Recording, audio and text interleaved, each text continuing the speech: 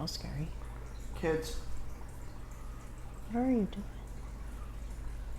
Cooking my tooth.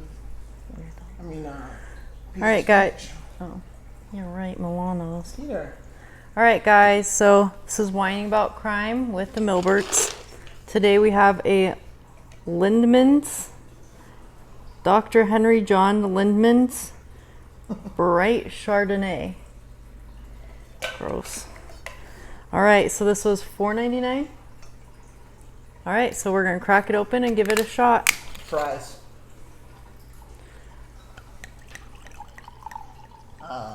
No.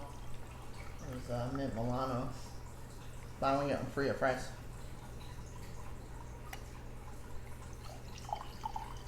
Always gonna hop on that deal. Sweet. $4 cookies right there. Sure. Almost spilled it.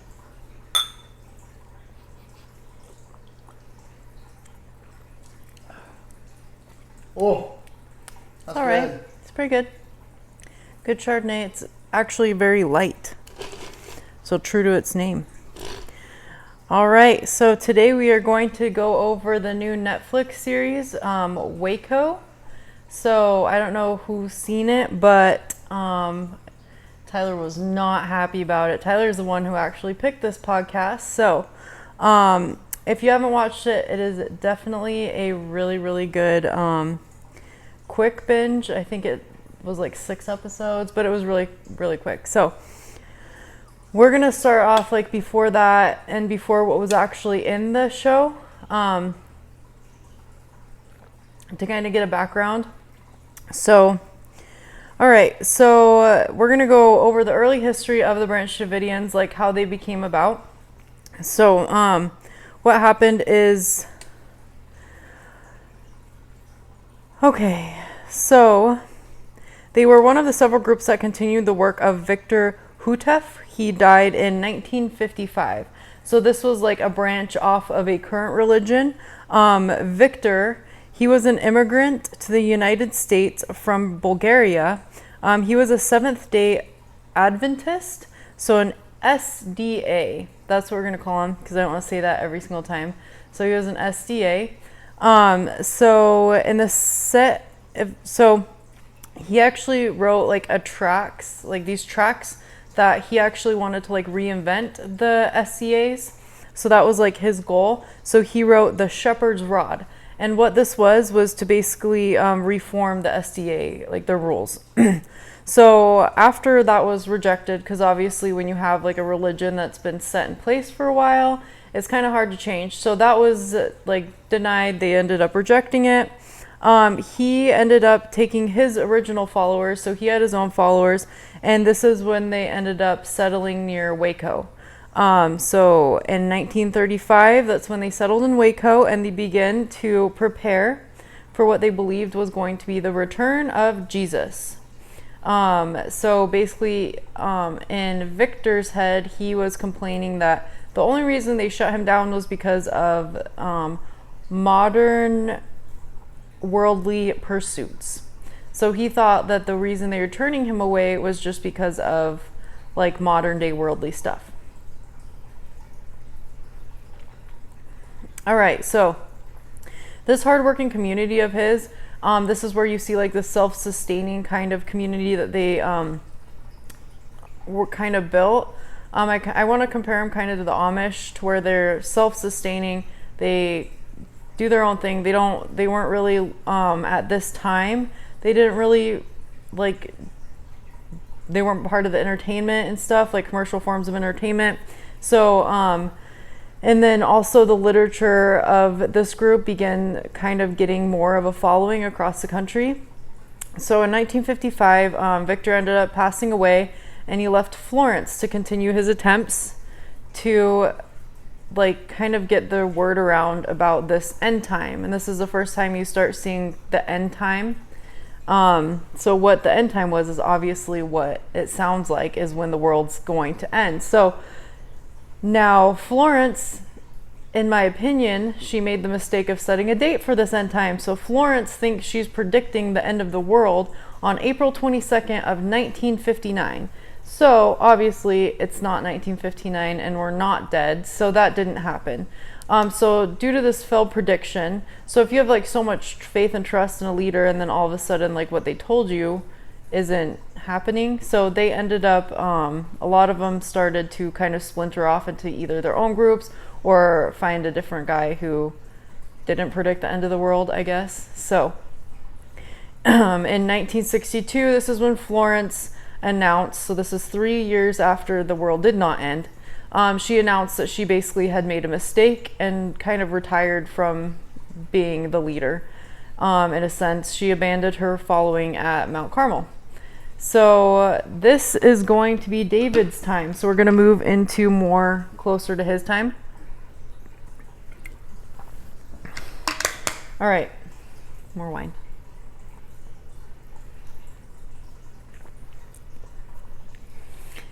Okay, so one of the factions, it was led by Ben Roden. He had previously called the Davidians to get off the dead rod and move on to the living branch. So basically kind of progress into the future instead of like stay in this kind of stagnant state. So that's what he was preaching. He gained control of Mount Carmel and established the General Association of Davidian Seventh-day Adventists. So he called the members to a pure life and promised that Christ would return soon after the members reached the state of moral maturity. So Roden ended up passing away in 1978, and at that time, the leaders were kind of torn between following either his wife Lois or his son George, because they both kind of had a different outtake on the thing, and they both kind of were like on separate sides. So Lois ended up finding a young ally, which made her a little bit more popular. Her name was Vernon Howell, but she ended up passing away in 1986, and that ended up leaving George in complete control over this group of people. Within a year, Howell had asserted his leadership. So this George Howell, so George had asserted his leadership and become the head of Mount Carmel community. Howell moved quickly to assert his spiritual authority, so he started putting rules into place and basically showing he was the one in charge. And one of his first acts was adopting the new name of David Koresh. So George Howell is David Koresh. Now the reason he did this is because this name suggested more that he was a spiritual heir of the biblical King David. So he chose the name David for that reason. And the name Koresh, which in Hebrew means Cyrus, the ancient Persian king. So yeah, so David Koresh was his new name, and that's why. So he ended up exerting his new authority by taking several spiritual wives. So he started taking on more and more wives. I don't know what it is with men. Every time they gain control of a religion, it's just like, God wants me to marry 17 women today. Sorry. Men. All men. Have you ever seen a woman take control of a religion and say, I've seen a woman take control of a lot of other things. yeah, it's easy with men. Not this guy. What are you laughing at? Pretty easy. All right. Anyways. Curtis laughing. All right. So anyways, now Koresh is so we're back on that end time thing. So Koresh is saying this is more imminent, and now, so this is where it gets kind of into the religion stuff. So his revelation was, so the question remains, this is a quote, so the question remains, what are the seven seals? And the answer remains, a revelation of Jesus Christ, which God gave him to show unto his servants things which must shortly come to pass. So from here on out, David Koresh is working on these seven seals. So that's he believes his goal in life is to finish these seven seals because someone called upon him to finish these. So at the time of his death, we'll get into this, but Koresh was basically like preparing these seven seals, supposedly, allegedly. So he was working on these seven seals. So because of several of Crush's spiritual wives, this is when he starts getting into the legal trouble. They were teenagers, so the community was accused of child abuse. So this is kind of a rocky point. I couldn't really find research on either side. I mean, I'm sure if I dug further enough, I could have probably, but they were teenagers, but a lot of them were followers' daughters. So at a certain age in WACO, like in Texas, you're allowed to marry as long as you have the father or the guardian's permission. So a lot of them were taken legally. So you can't have a wife that's 16 years old as long as the father and the mother sign off on it. So a lot of these were like, oh, well, my daughter's been called upon by God to basically be married to this man, and so she needs to do it. So they're signing off on these marriages or like consensual sex and all this stuff. So anyways, this is when they start getting into legal trouble though, because people are seeing that he has all these wives that are underage. So the community was accused by the child abuse by a former member, and they were an anti-cult activist. These allegations were aired in 1992 in a trial, which an ex-member sought full custody of his daughter. Because at this point, obviously, she got married. I'd assume if you get married to someone, you don't necessarily, or the parents would lose custody at that point, not passing on custody, but you'd probably be declared like I don't know what that's called, but when a teenager declares themselves as like their own person. So I'm sure at this point that's kind of what happened. So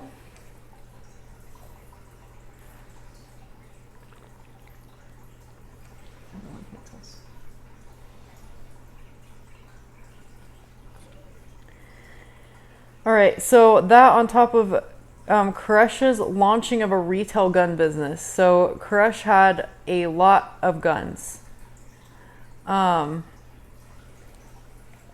Yes, they do get posted to YouTube, and then I'll also post them on my story, just in case you missed something. YouTube would probably be easier because you can like, I think, can you go through on Instagram and like select where you left off? Oh, I don't know. But Probably YouTube. But I'll I'll have the link in your profile yeah, I'll put the link in there. or in the bio. All right. So that's Sam. Hi, Sam. All right. So Koresh launched a retail gun business. So that kind of brought up some red flags. So now you have kind of a guy in his own world with his own people, basically his own community, married to teenagers. Now he's starting his own gun business. Like, that's a little alarming. So, and then also the child abuse charges from this former member were all piling up against him. So let's see, the ATF, everyone was kind of worried like they didn't want him to attack his neighbors. So that was their fear at this point. I guess ATF's fear was that he was going to attack his neighbors with guns, although he's not like they never threatened anyone with these guns. I think they were just, it was probably a form of income for this like group. So early 1993, ATF agents in Texas requested a search warrant for Mount Carmel. But instead of doing that, they decided to make a surprise force entry rather than serve the warrant. So this is where the WACO shows like them going and shooting a dog, I think, is where they fired the first shot.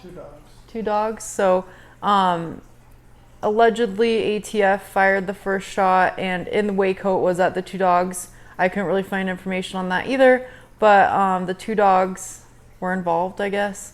But ATF is accused of firing the first shot. So instead of going up to the door, instead of serving the search warrant for these guns like you should, and sending an agent to do that, they ended up like basically putting all these agents outside of, like, scaring them, which anyone would be scared if they don't know what's going on. You pile a bunch of agents in front of the house and don't even give a warrant. So I'm gonna skip over this part, I decided, and get more into the raid details, and then I'll go back to the details about the raid.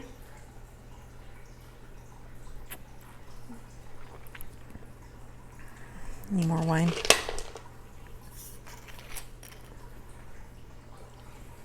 Wine pouring. Right.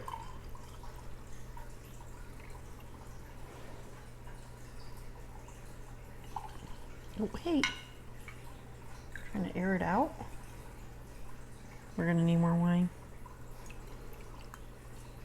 It also needs to be aired out. It's going to be vinegar. Well, that's what happens when the world runs out of disinfectants. All right, so it's time to go over the timeline of the actual raid. I don't know what to do when the world runs out of rubbing alcohol's gone too. All right, so we're going to start with February 28th. This is when the ATF agents decide they're going to raid the branch without providing the warrant. This was due to the belief of the stockpiling of the ammunition and firearms. So 4 of the federal agents were killed and 6 of the branch Davidians were killed. Dozens of others were injured. Like, at this point, like, they know there's kids in there, so they're open firing on a building that does contain kids. Like, in itself, that was wrong without clearing it. Like, my thinking, this is when they should have probably not tear gas, but they probably should have just got them out. All right, but anyways, now we're on to March 1st. So this is all 1993. So negotiations are being worked, and on this date, 10 children are released from the compound. So FBI starts to agitate Koresh, and he tells them he's agitating them because they start moving their vehicles closer. So March 5th, with the ongoing negotiations, the last of the 21 children that came out. So 21 children total were saved from the compound because they were released because of these negotiations. So on March 5th, that was the last child that came out. An FBI profile warns in a memo that increasing the tactical pressure, and this is a quote, could eventually be counterproductive and could result in the lack of life. So this is an inside FBI agent that's basically saying, like, hey, we can't do this. This is what's going to happen. So after the milk is sent in, Koresh sends out a videotape of himself and some of his wives and children. So you do see this in WACO. It says March 7th. And basically the FBI says, no, don't release it. He looks too much like a human. So this made him look too human for the public to release it, because the FBI doesn't want to be killing people at this point. They want to be killing, animals. Like, they are treating them like animals. So they did not release the video per their agreement with him because of the fact that it would make him look too human to the public. All right, on March 9th, without consulting negotiators, FBI commanders temporarily cut off the compound electricity. So this would make anyone unhappy, especially when you have kids in there. They're just going to cut off the electricity. On March 11th, FBI tactical commanders asked for Washington's okay to approve the tear gas to pressure the Davidians' surrender. The proposal at this point is denied. So on March 12th, the FBI permanently cuts electricity and begins shining spotlights on the compound, broadcasting loudspeakers. A negotiation leader later says cutting power was one of the absolutely critical decisions that changed the outcome. If not for that, he said, more people probably would have come out. And I 100% agree with that, because after 3 days of sleep, because of loud sirens and yelling and all this stuff going on and spotlights being shined on me, I probably would go crazy and not come out either. March 15th, FBI bugs Koresh, they bug them on the milk cartons, so the bugs start to pick up. Koresh and Snyder are discussing the ATF gunfight.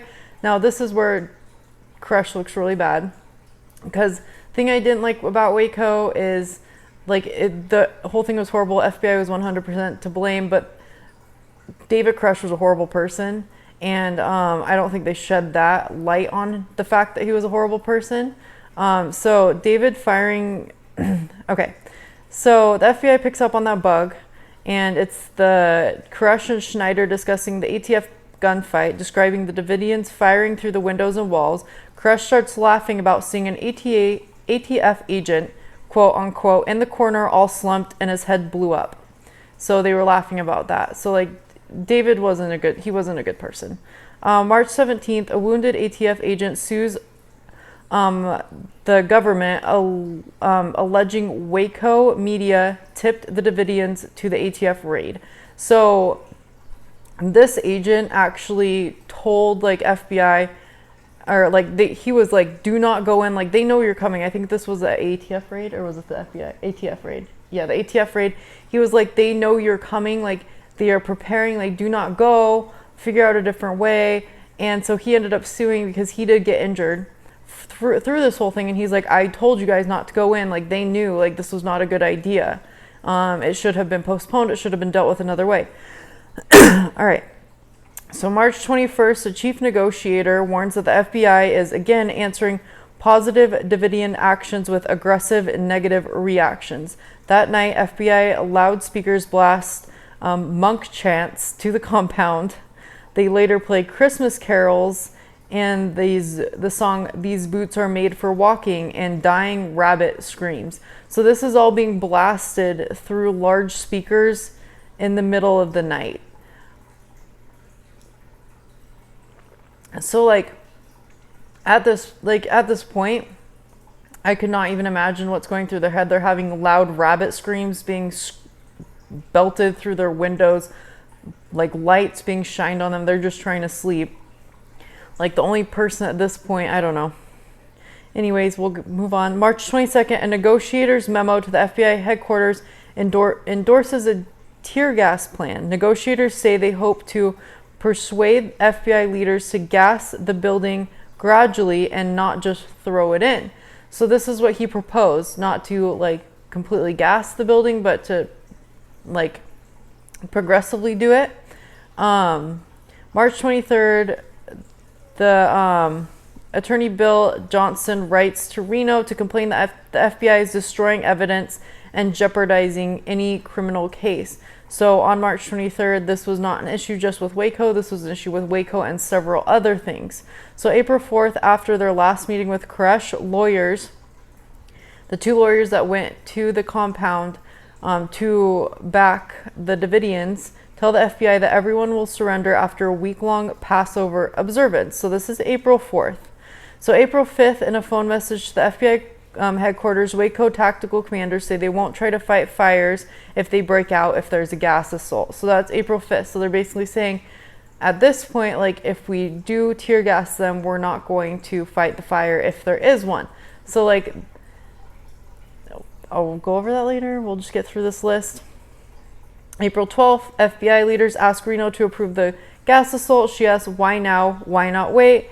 And requests more information. So April 14th, Koresh tells the lawyer that he will come out after writing his message about the 7 seals. So this is a 7 seals thing. Now Koresh wants to finish his 7 seals, and then he's saying he's going to come out.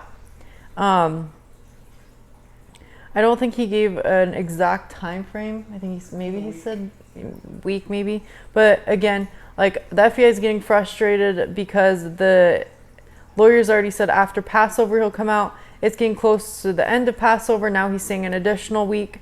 April 16th, Reno votes the FBI's plan, but then requests, they veto. So April 16th, they veto the plan to gas the compound, but they also want a quick briefing on like why they want to gas it, if there's another option.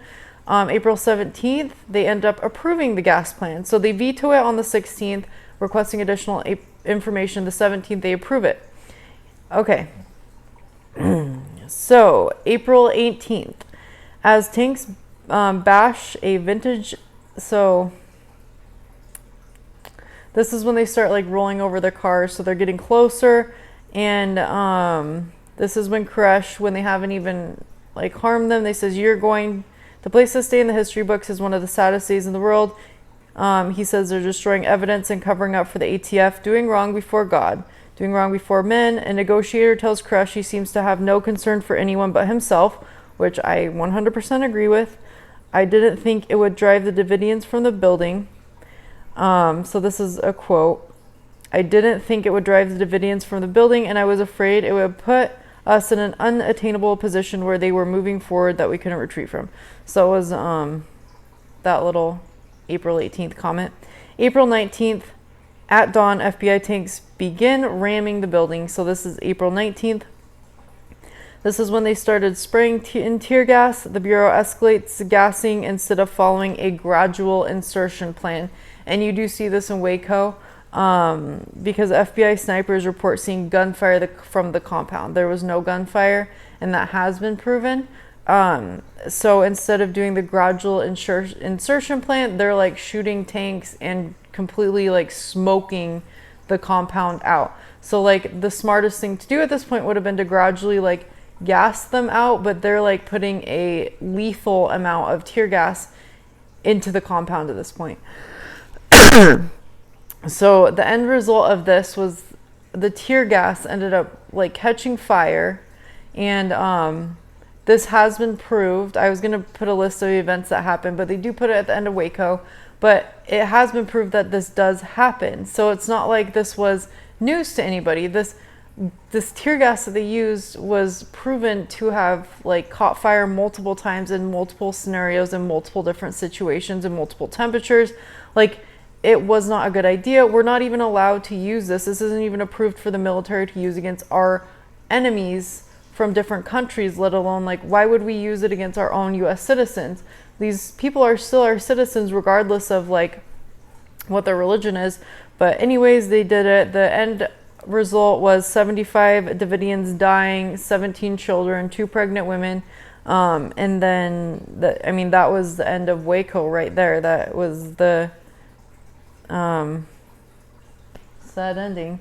But like, if you watch the WACO on Netflix, it does like it shows like how much strain it put on them putting all the tear gas in, because so once you get so set on like a cult and a religion, it's very hard to get people to snap out of that. That's why they have a TV show called Breaking Amish. Like, that really shows how hard it is to get out of a cult or a religion that's that strict. So they're going to listen to their leader. So if their leader says, no, don't leave this building, I know there's tear gas, hide. Like, and if the FBI didn't see people start coming out, like, that's a sign to maybe stop. But they didn't. So that's what happened. So a few survivors of the raid were tried in court. They were not found guilty of any of the murders of the ATF agents, but they did receive some lengthy jail sentences for their actions after the raid. I think there was about 25 survivors. They ended up reorganizing, publishing the writings of Koresh, and began rebuilding the process or the movement. By the end of 1990, it had doubled in size. However, as this point, there's no clear like leadership of that group. So I think that's all I really had on that. Yeah. Thoughts, concerns? You didn't really say anything. No, this one peed me oh. Oh yeah, I can talk to him for like a couple Still hours. Still mad. But like, the WACO actually brings light to it. The only thing I don't like about WACO, and I'll say this almost about any like true crime documentary, any true crime like redoing, any crime redoing, like they kind of picked a side. They picked the Davidians. Even though if like David Koresh was not a good person, he really was not. And the corruption inside of there was so horrible. And the fact that all David Koresh had to do was on the third day, on the first day, way before that time, all he had to do was give his people permission to leave, because he had them so brainwashed that they were staying there for him. All they had to do was say, you guys can leave. I will be staying behind, but if you want to leave. But he was basically like mind torturing them, like saying, if you leave, you'll go to hell and God won't love you and all this jazz. But all he had to do is basically like let them free of his mind jail that he had put them in. So but when the FBI agent basically said like, you only care about yourself, I 100% truly agree with that statement, that he truly only like cared about his well-being at that point. He did not care about his followers. And when you have a religion that's true and like not one of these fake cults, when you have a true religion, it's a leader that truly cares about the well-being of everybody in the cult, not just themselves. So that's that. Thoughts, concerns, snide remarks? Cool thing about WACO was they based it on a book, 2 books, one from a survivor and one from a FBI negotiator who was actually let go. Yeah, that was the lead one. The one, the quotes from the lead negotiator basically saying if we continue this like mental warfare with him, it's gonna end up basically like not good. Yeah. The guy that was doing right for the FBI ended up getting let go because it was taking too long. I don't think he got let go. He got let go. I got pushed off the case. Yeah. He got pushed off the case. We're gonna kill 72 people while you leave. 75. And we're gonna kill 27 kids because we don't like how you're being nice to them, so we're just gonna kill them instead. And they knew what they were doing. Yeah. They're not stupid. Yep. They all cared about their job because someone's boss was getting mad that their people were taking too long to get them out. So yeah, it was pathetic, and I'm very upset. And if I see anyone, the actors that even acted in that movie, I'll say something to them. That's where I'm at in my life. He won't though. He'll probably be like, McKenna, say something. Nope, I'm that mad. No, it was pretty bad. The WACO really, like, again, it was really good, but yeah, it'll make you mad. But it's definitely worth a watch. I know during this time, like even if you're like working from home or not working from home, just not working at all. But if you're working from home, it's an easy to watch kind of movie while you're working, or if you're just lazy sitting at home doing nothing, then it's a good one to watch too. So. Or if you hate the government, it's a really good one to watch too, because you'll hate them more. Yeah, it really, because so the ATF should only be alcohol, tobacco, and firearms. ATF, alcohol, tobacco, firearms. They shouldn't be, but when they raided it the first time, so the first raid, I think a lot of it was anger, a lot of it was individual, maybe anger and aggression towards the child abuse allegations. I truly don't believe it was 100% fully with these rifle or this like stuff he had. I mean, he had like, I think they had $200,000 worth of like ammunition and gunpowder and stuff, but I mean, I don't know. Who knows? But the police in them and of Waco, they were fine. Police in Waco don't carry guns. Like, everyone's very laid back there. They actually called the police to get a hold of the ATF somehow and tell them to stop shooting. Yeah. Like, if you have a warrant for someone's arrest, you don't send a fleet out to get them. They didn't have a warrant for the arrest though. Well, even still, if it's something so bad, especially here in America, that you don't, like, the sheriff's office doesn't even care about it, like, I don't think the military should be involved. No military should be involved at all on our own U.S. citizens unless it's something that bad. Just because you're upset with someone's religion. Like, if that happened nowadays, oh, like, imagine we, like, I don't know, I'm not gonna say it, wine's getting to me. But again, that was only 20. It's what? 93. How old am I? You? That's 23 years ago. So that was only 23 years ago. It's not like this was back in the day. Like, this is still, I mean, at this point, I'd never heard of the ATF until I heard of this case, honestly. So I was like, maybe this kind of ended the ATF's reign or thing. I didn't think they were even a thing at this point. They are, in case you're wondering. But yeah, they do put like a first beginning case at the beginning of it. They put like a case of a man and his kids and whatever, to kind of show the corruption between the ATF and FBI in the first place. and then they go on to the other case. So it was like both cases were kind of corrupt. So it was like bam, bam. So I feel like the WACO Netflix was based off like the corruption from that point to this point, trying to like revive themselves.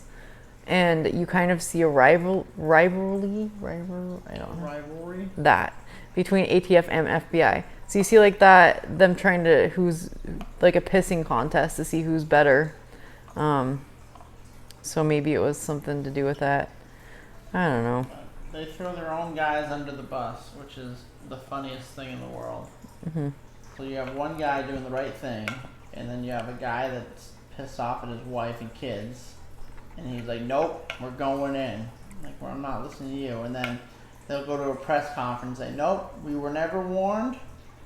To our knowledge, they had no idea we were coming, even though they had an undercover guy in there. Yep. And Well, that's the guy that sued. them, yeah, they literally told them. Yeah, the guy that sued. Aren't they? He's like, yup, and just left. And then he called up the commander, said, hey, they know we're coming. You better stop. And he repeated it, and they just kept coming. And they had at least, via the Netflix series, they had at least 30 to 40 guys just pull right up on their land and draw guns. And the sad thing is Koresh came out the house, told all his people, like, hey, I will talk to them. Don't worry about anything. I'll talk to them. And he goes outside, and as stated before, the dogs started barking, so they shot the dogs. And just off to the races, everyone went with guns. And 3 people died, and it's not funny. It was more than that. It was 10 total. It's not funny, but it was, so 10 people died from that. When some of the kids got released, an FBI agent said, hey, can we get a hold of your mom? And she's like, nope, you killed her. Yeah. It's true, though. Like, it's literally true. Like, they had so many kids in there. They had women. They had pregnant women. And, like, not to say no one checked that. They definitely knew it because they had the undercover guy. Like, what's the point of having an undercover guy that's going in and checking the compound if you're not even going to listen to a word he has to say about it? So, yeah, it was bad. Another favorite was when they said, they're like, what can we do for you? And they're like, all right, well, we need milk. Our kids need milk. Kids need milk. They said, okay, we'll bring you the milk. You give us the kids. And they said, well, that doesn't make sense. We just said the kids needed the milk, so why are you now bringing us milk in exchange for the kids? Which was just a joke and just terrible. It was just terrible negotiating. And then the next day they cut the power and all the milk goes bad. Yeah. So to say there was any care for human life in this case is, you're an idiot if you think there was, and you're an idiot if you side with the FBI. Yeah, they're kind of animal. They treated them more like animals than anything else. There's so many. You can judge someone on someone's religion if you want and if you please, but you can't. You shouldn't go, especially military. You shouldn't go after someone in the United States who are U.S. citizens just for having their own religion, whether you like it or not. If it's something they believe, like Koresh's side, like his second in command, if you will, he said, no one's forced to be here. We all choose to be here because this is what we believe. Whether it's brainwash or whatever, it was clear that no one's forced to be there. And whether Koresh said, whatever Koresh said when he said, you can leave, but if you leave, this is what's going to happen according to our religion. So that's where the brainwash comes in. What? You can't convince me otherwise.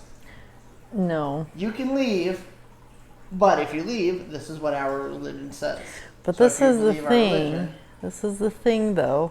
This is where I disagree at that. Is, yeah, no one was forced there. I don't side with the FBI at all. But what I am never going to side with is David Koresh saying everyone was free to go, because truly they were not. Like, you see this in child abuse cases, you see this in spousal abuse cases, you see it in so many different things. When you get so people brainwashed, you have them in a mental jail. It's something that they cannot get over. And even the kids that, like, I had it in the note, I thought I did, they even said like the older kids that were released from the facility had like these mental things going on in their heads, and these are children, because they are so convinced that if they are not part of this group, they will not be anything. And so, like, that's one thing I don't agree with. I do not think they were mentally free to go, but mentally free. They were free. He said, "Go if you please." Physically and free. Then said, "Our religion states this. If you leave, this will happen." Yeah. So that's your own damn choice. 100%. What's homie got to say? Let's see. Yo, check it. That's Maddie. That's Cameron's wife. Oh, hi, Maddie. Thanks for letting us stay in your house. Exactly. Wait, Maddie? No, this is Maddie, Cameron's wife, not Maddie, my cousin. Hey, Maddie. Sorry that we slept in your house and you didn't know it. Especially if the kids were born into this. They know nothing. Well, that's what you see about the Amish thing. Like, if you haven't seen it, Breaking Amish. Amish country is wild. I have I have seen it. That's what the branch. Phenomenal. That's what the Branch Davidians are. Basically like an Amish small community that didn't dress like them. Didn't dress like them. Rumspringa.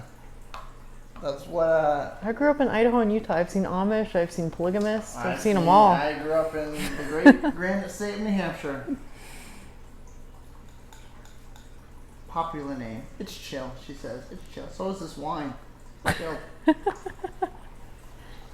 Yeah. And some chilled whiskey. I still have your invitation on my fridge, so I'm kind of bummed, but it's still there. It's hanging on there.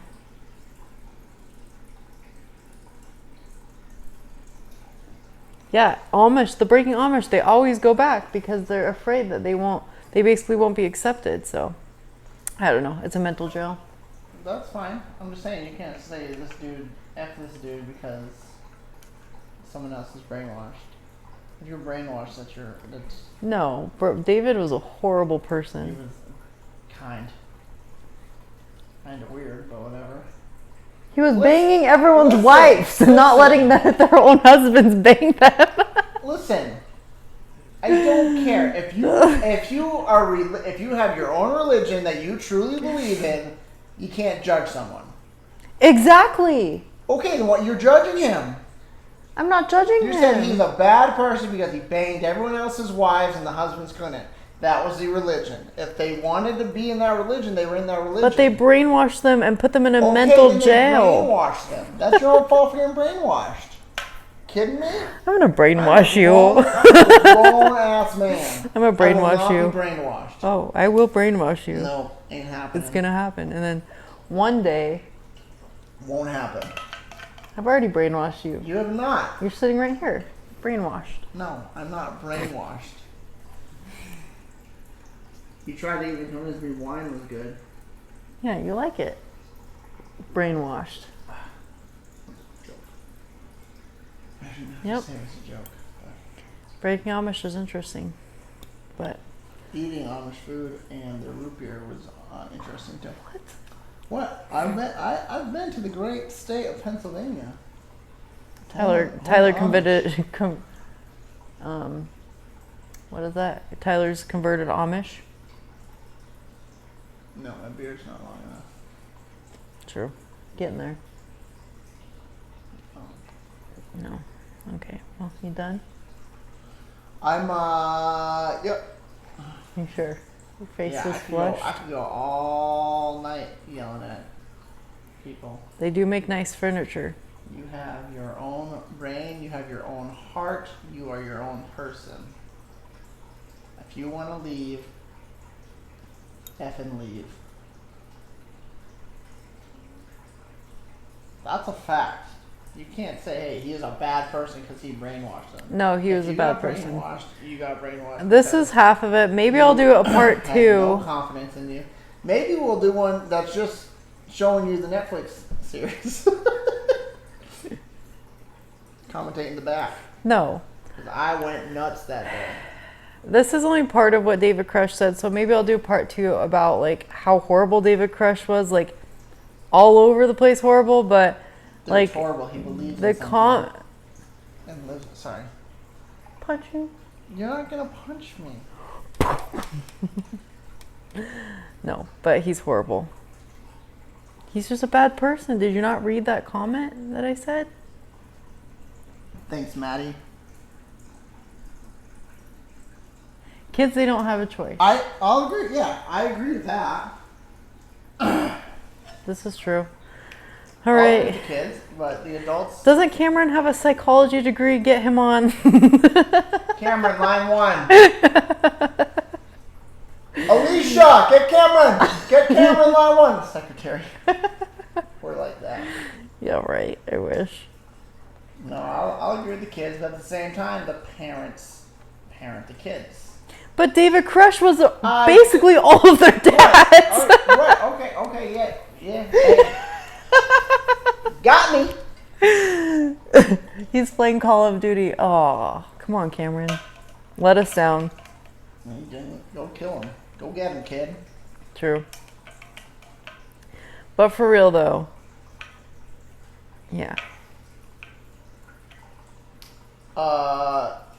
If I were to have to choose a side, who was more wrong, David Koresh or the FBI? Well, the FBI. In general, FBI. Oh, yeah, 100%. What was not mentioned, what was mentioned during the Netflix series, is when they were gassing them, they had like heat sensors, and they could sense that everyone started gathering in the vault. So they ended up powering through with the tanks into the vault and gassed the whole vault. Also, FBI's like, man, why aren't they coming out? Well, mother effers, you have 6 tanks bombing this dang house. You think the structure inside is still just compacted, like normal and nothing happened inside? Like, they were trapped. Every single one of them was trapped. And that is... Yeah. And that is from the book, from the survivor who jumped out the window to save himself, and yeah, and I'll believe that till the day I die. F the FBI, F the ATF. Ugh. well, they tried to. When it affects my everyday life, watching this show, It really has, but they tried to almost put this down in history as a mass suicide. And the fact that they tried to put this as a mass suicide, saying that it was their fault that like the compound caught on fire, like they lit the compound on fire to kill themselves. No, like, and then there's so much proof that this tear gas like caused fires that they used. So that was one thing that they tried to kind of put it up there. What, that Kool-Aid group that really did drink all the Kool-Aid and die. That cyanide Kool-Aid group. Sorry. I think it was cyanide. Oh, I don't know. I just heard Kool-Aid. But during the Kool-Aid group, they tried to basically put it down in history as one of those. There's like 2 of those. So they tried to throw a 3rd one in there. But yeah, that's one thing I don't agree with, was this was FBI fault. They ended up, I don't know what year, but they did end up taking full responsibility, basically saying it was their fault. But at this point, you killed 75 people. Outside of your country. Okay, we are citizens of the United States of America. Oh. That's my thought.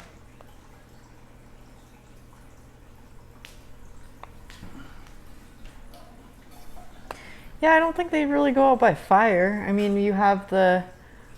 There's the ones that all had the same Nike shoe on their feet when they died. They all killed themselves. Hey, Nike's on my feet. I forgot how they died, but I feel like they choose not a more peaceful way, because cyanide's not peaceful. It's pretty horrible, but they kind of choose like a staple, not tear gas lit on fire. But staples would take a little longer than bullets.